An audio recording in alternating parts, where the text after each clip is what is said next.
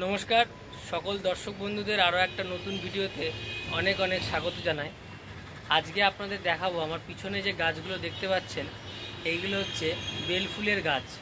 এই গরমকালে যেহেতু এখন সবে গরম পড়তে শুরু করেছে, এই সময়টাই চৈত্র মাস থেকে খুব সুন্দর বেলফুল ফোটা শুরু হয় এবং দুর্গাপুজো অবধি কিন্তু এই বেলফুল ফুটতে থাকে। সেই আমাদের প্রচুর পরিমাণে ফুল নিতে গেলে এরকম গাছ থেকে আমাদের যেটা প্রথমেই করতে হবে সেটা হচ্ছে, পুরনো যদি আপনাদের গাছ থাকে সেই গাছগুলোকে আগে ছেঁটে ফেলতে হবে। ছেঁটে টবের মাটি পরিবর্তন করে দিতে হবে। মাটি পরিবর্তন করার সঙ্গে সঙ্গে সমস্ত গাছের ডাল কেটে একদম গাছটাকে পুরো হার্ড প্রুনিং করে দিতে হবে।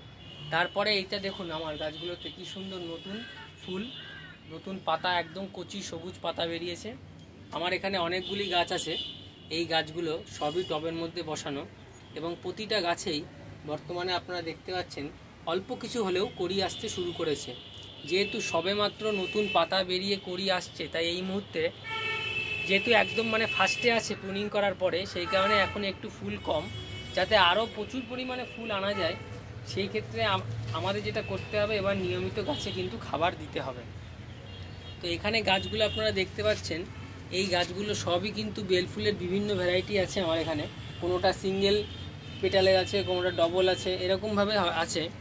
কোনোটা সিঙ্গেল পাপড়িরও আছে, আবার ডবল পাপড়িরও আছে, আবার তার বেশিও আছে। এগুলো খুব সুন্দর গন্ধ ফুলগুলোয়। আর এর পাশাপাশি এই যে গাছগুলো আপনারা দেখতে পাচ্ছেন, চলুন আপনাদের একটু আমি গাছগুলো ভালো করে দেখাই। তো আপনারা দেখুন, এই যে গাছগুলো কিন্তু আমার এক একটা গাছ মোটামুটি 5 বছর, কোনোটা 4 বছর, কোনোটা 6 বছর এরকমভাবে পুরনো। এই গাছগুলো বেশ কিছুদিন আগে আমি পুরো মোটামুটি এই যে 1 ফুটের একটু কম, ওই 10 ইঞ্চি বলা যেতে পারে, 10 ইঞ্চি অবধি রেখে সব গাছগুলোকে হার্ড প্রুনিং করে দিয়েছিলাম। এই হার্ড প্রুনিং করার পরেই দেখুন এই যে নতুন পাতা ছাড়তে শুরু করেছিল। এখন হার্ড প্রুনিং আমি করেছিলাম, এটা প্রায় ডিসেম্বরের একদম শেষের দিক থেকে আমি শুরু করেছিলাম। ডিসেম্বরের শেষে এবং জানুয়ারির ফার্স্ট উইক, সেকেন্ড উইক এবং ফেব্রুয়ারির লাস্ট ফার্স্ট অবধি আমার সমস্ত গাছগুলোকে আমি প্রুনিং করেছি। করার পরে এর যে মাটি, টবের এই মাটি, সম্পূর্ণ মাটি কিন্তু নতুন করে চেঞ্জ করা, পুরো শিকড় কেটে দিয়ে এই শিকড় ছাঁটাই করে নতুন মাটিতে, ফ্রেশ মাটিতে গাছগুলোকে বসানো। এবং এই গাছে কিন্তু বর্তমানে আপনারা দেখুন সবকটা গাছেই অল্প বিস্তর ফুল আসতে শুরু করেছে।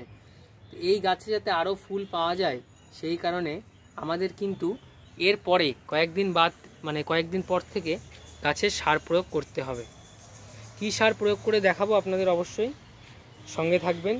আজকে আমি আপনাদের এই একটুকুই আপডেট দিলাম যে কত সুন্দর দেখুন বেলফুল গাছগুলো, আমার বর্তমানে বেলফুল গাছের অবস্থা। আমি সব গাছগুলো প্রুনিং করার পরে কী সুন্দর ফুল আসতে শুরু করেছে। আমি এই মুহূর্তে দাঁড়িয়ে সর্ষের খোল ভিজে জলটাই দিচ্ছি, আর কোনো খাবার এখন অবধি দিচ্ছি না। তবে পরবর্তীতে আমি কিছু ফসফরাস এবং নাইট্রোজেন আর অল্প কিছু নাইট্রোজেন দেবো, আর ফসফরাস আর পটাশের মাত্রাটা বেশি এই জাতীয় সার এই গাছে প্রয়োগ করে আপনাদের দেখাবো। সে সঙ্গে থাকুন, ভালো থাকবেন।